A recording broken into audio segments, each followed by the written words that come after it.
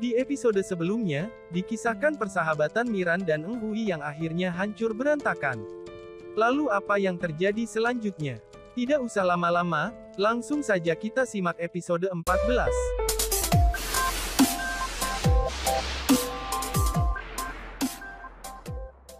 Eng Hui menjalani rutinitasnya berjualan ikan di pasar, namun ia tak sengaja menjatuhkan kalung, yang membuatnya teringat lagi dengan Miran sahabatnya.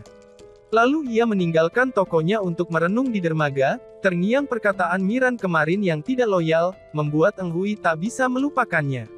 Lalu Eng Hui pergi ke rumah Bu Chun Hui untuk melepas penat. Di sana ia membantu mengganti poster abjad.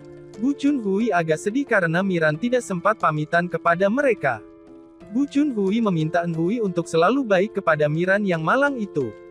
Eng Hui bingung mengapa Miran dikatakan malang, padahal Miran sudah nikah 3 kali, dan anaknya dibesarkan mantan suaminya.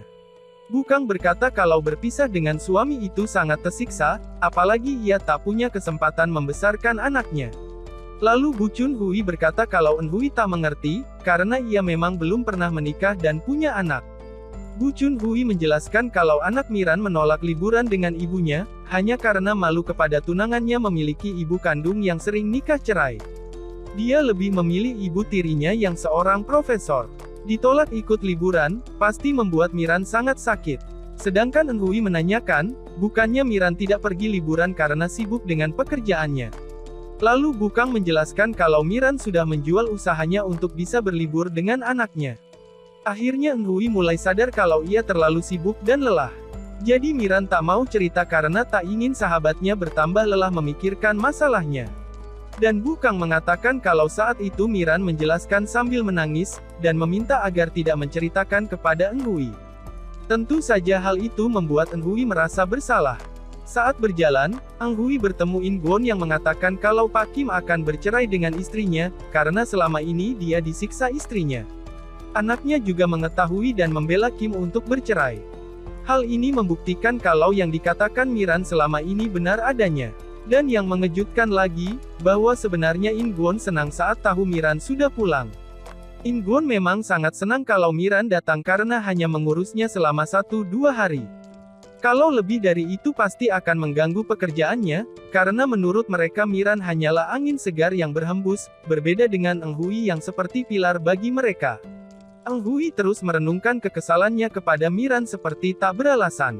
Ia pun mengambil kembali buku catatan hariannya yang sudah dibuang. Ia merenung dan menulis tentang persahabatannya yang sudah berakhir. Lalu ia melihat rumahnya yang sangat bersih dan rapi.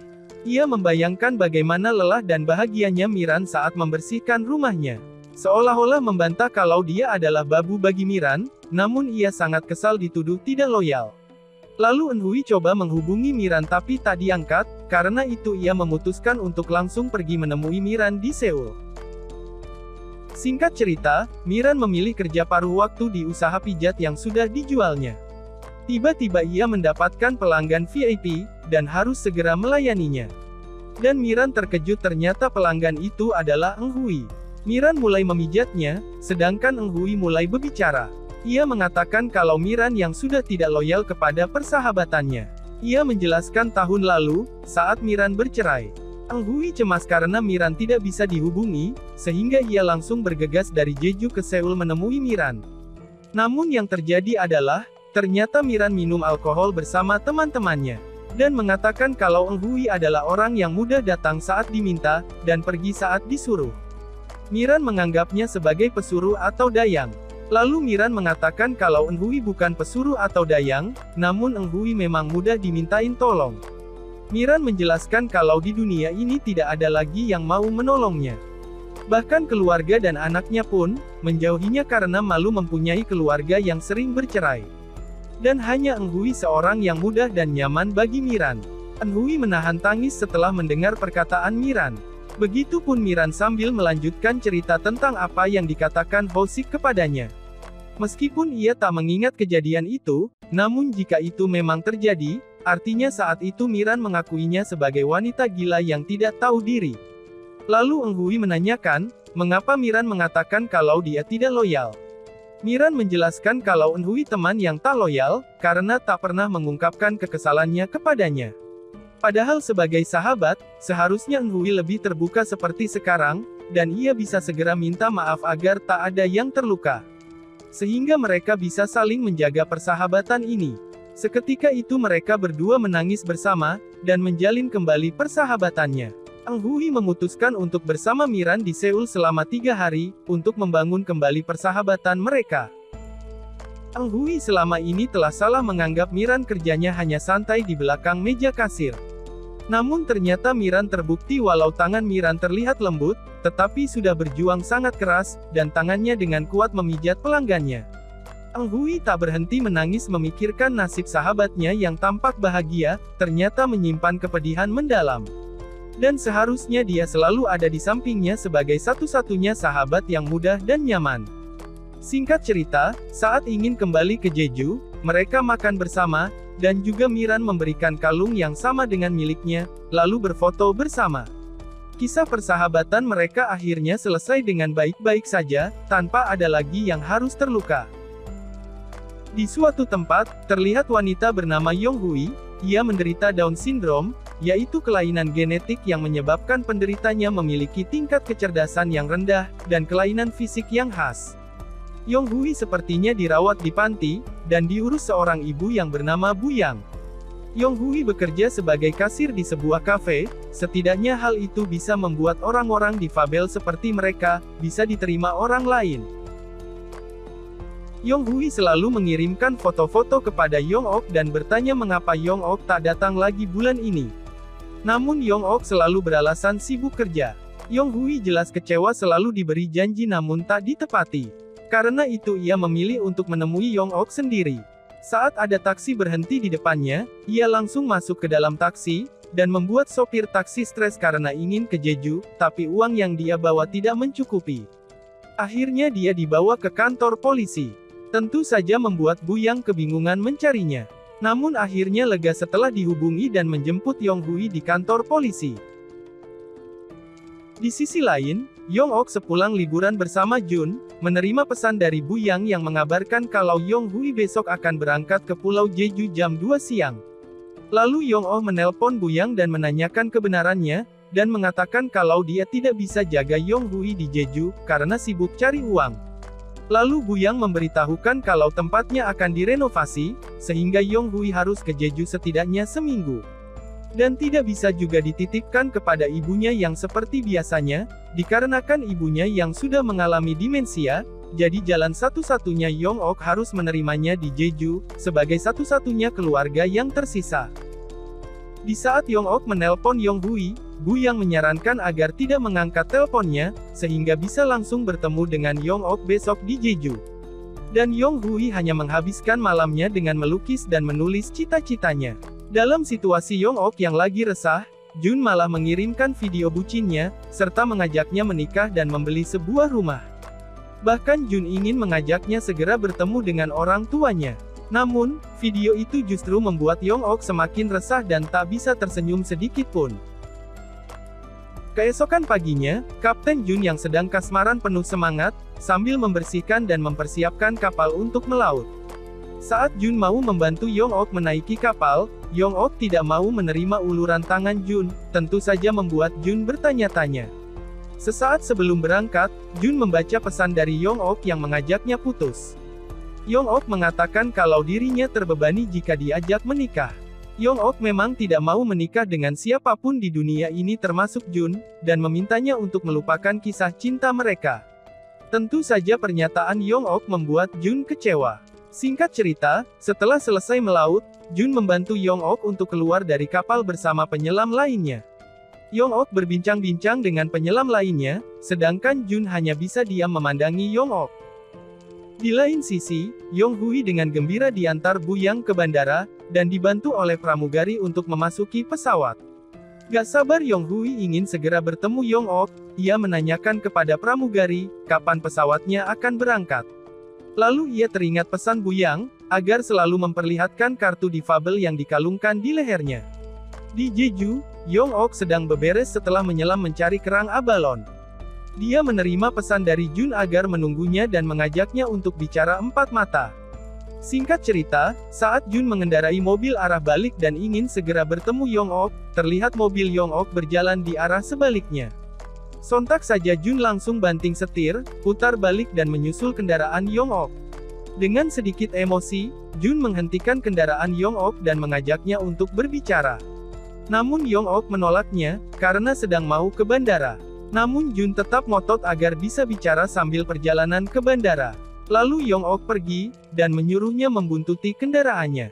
Jun kembali ke mobilnya dan memaksa agar adiknya turun dari mobil, dan segera pergi mengejar Yong-ok ke bandara. Adiknya marah-marah karena merasa Jun lebih mementingkan wanita itu dibanding adiknya sendiri. Selama perjalanan, Yong-ok teringat masa lalunya. Kedua orang tuanya menikah karena cinta pada pandangan pertama. Walau yatim piatu, masa depan mereka cerah sebagai seniman. Namun doa mereka tidak terkabulkan. Yong-ok dan bencana lahir di saat yang bersamaan. Disinilah awal mula bencananya. Orang tuanya yang baik hati akhirnya mengubur cita-cita mereka sebagai seniman, dan banting setir jualan baju agar bisa segera membiayai Yong-hui yang sering sakit-sakitan. Dan mereka selalu berkata, bahwa kehadiran Yong-hui adalah kehendak Tuhan, karena keluarga kami adalah keluarga yang baik. Saat Tuhan memberikan anak yang berkebutuhan khusus, Tuhan sudah memilih orang-orang yang baik dan berlapang dada. Itulah mengapa Tuhan memberikan hadiah Yong-hui di keluarga kami. Namun berbeda dengan Yong-ok yang menganggapnya tidak masuk akal dan sebagai kesalahan dari Tuhan. Orang tua Yong-ok memang benar-benar orang yang baik, namun berbeda dengan Yong-ok, yang tak bisa berlapang dada. Dan menganggap hadiah dari Tuhan itu sangat membebani dan dia tidak menyukainya. Saat usianya 12 tahun, kedua orang tuanya meninggal karena kecelakaan. Beberapa saat mereka berdua hidup bersama bibi yang baik hati seperti orang tuanya, namun sepupu dan pamannya merasa terbebani, dan mereka hanya bisa bertahan di sana selama 1 tahun. Yong-hui memang spesial, aneh dan jelek. Sehingga membuat Yong-ok sengsara, dan Yong-ok sempat berencana meninggalkan Yong-hui di kereta sendirian. Entah kenapa Yong-ok tidak bisa meninggalkan Yong-hui di kereta. Hingga suatu hari mereka menemukan panti Buyang, Yong-ok bisa lega menitipkan Yong-hui di sana, sementara ia harus cari uang untuk biaya perawatan. Yong-ok mulai merantau cari uang saat berusia 22 tahun, namun alasan sebenarnya ia merantau adalah untuk jauh-jauh dari Yong-hui. Dia berpindah-pindah kota hingga akhirnya semakin jauh ke Pulau Jeju. Ia juga mulai tak menepati janji, hanya mengirim uang dan tak pernah mengunjungi Yong-hui.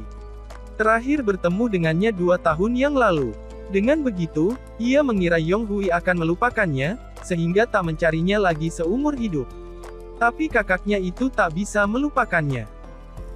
Dengan dibantu pramugari, Yong-hui akhirnya bertemu dengan adiknya Yong-ok di bandara. Yong-hui sangat bahagia saat bertemu dengannya. Singkatnya, saat di parkiran, akhirnya Jun menemukan Yong-ok, dan meminta penjelasannya. Yong-ok memperkenalkan Jun dengan kakak kembarnya, Yong-hui. Seketika Jun terkejut, dan dengan gagap memperkenalkan dirinya. Yong-ok tentu ingin melihat ekspresi Jun, dan meyakinkan dirinya kalau Jun tak cocok dengannya. Yong-ok menjelaskan kalau kakaknya menderita Down syndrome, lalu pamit pergi meninggalkan Jun. Lalu Jun memeriksa di internet mengenai kelainan tersebut. Sementara Yong-hui meminta adiknya tak pacaran dengan Jun, karena Jun kaget saat melihatnya. Di lain sisi, Gi Jun mengajak Dal-i bicara, namun ia tak mau kalau ada Byol-i di sana. Byol-i adalah seorang tunarungu dan Dal-i tidak mau kemana-mana jika tak mengajak adiknya itu. Tapi Gi Jun memaksa, sedangkan Byol-i yang mengerti, meninggalkan mereka untuk bicara berdua saja. Entah apa yang dikatakan Gi Jun, Dal-i terlihat senang dan merestui permintaan si Gi Jun. Di lain sisi, Yong-ok mampir ke tempat ibu-ibu penyelam yang sedang membersihkan ikan, karena kakaknya ingin ke toilet. Melihat itu, semuanya jadi terkejut memandangi Yong-hui. Yong-ok sedikit kecewa, dengan terpaksa memperkenalkan kakaknya. Saat mereka masuk, ibu yang punya minimarket ini mulai meledek Yong-ok, namun Bu Hyeja membela Yong-ok, begitupun yang lain juga meminta mereka untuk tidak terkejut lagi saat Yong-ok dan kakaknya keluar nanti. Bu Hyeja juga mengungkap kalau cucunya penderita autis, jadi harusnya hal itu dianggap biasa saja, apalagi Byol-i juga seorang tunarungu.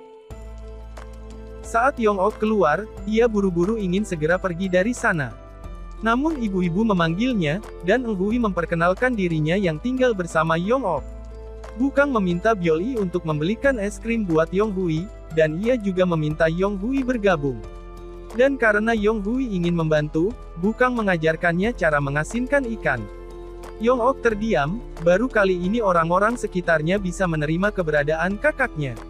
Tiba-tiba datang Kapten Jun, dan mengajaknya bicara. Yang lain menyuruh Yong-ok pergi bersama Kapten Jun, dan mereka akan menjaga Yong Hui. Tak lama kemudian Byul-i datang memberikan es krim, sambil memperlihatkan telinganya yang juga butuh alat bantu dengar. Sehingga Yong Hui sangat senang di sana, karena ia bisa punya teman. Nah karena Yong-ok tak mau pergi dengan Jun, akhirnya Jun menemui Yong Hui dan memperkenalkan dirinya sebagai pacar adiknya, berharap agar Yong Hui bisa menerimanya. Tentu saja hal itu membuat Yong-ok terharu dan berkaca-kaca. Lalu Yong-ok pamit untuk pergi sebentar dengan Kapten Jun. Saat berduaan, Yong-ok menjelaskan kalau ia pacaran hanya untuk senang-senang. Namun karena sekarang sudah tidak begitu, ia memilih putus aja, apalagi tadi Jun terkejut melihat kakaknya seolah-olah tak bisa menerima itu. Jun menjelaskan kalau ia wajar terkejut, karena baru pertama kali melihat orang yang menderita begitu, namun ia bisa menerima semuanya, karena perasaannya sangat tulus kepadanya. Jun menerima semua kekurangannya, dan mungkin dengan berjalannya waktu ia bisa akrab dengan Yong Hui. Yong-ok menjelaskan lagi, kalau ia harus menjaga Yong Hui sampai mati, karena orang tuanya sudah meninggal. Jadi ia tidak yakin kalau Jun mampu menerima itu, seperti mantan-mantannya yang lainnya. Awalnya juga seperti Jun, mereka mau menerima apa adanya, namun lama-kelamaan tak tahan dan memilih pergi. Setiap itu terjadi, membuat Yong-ok sangat sedih. Jadi ia menyembunyikannya dari Jun selama ini, karena tak mau kejadian itu terulang lagi. Namun semuanya sudah terjadi, jadi Yong-ok meminta putus aja.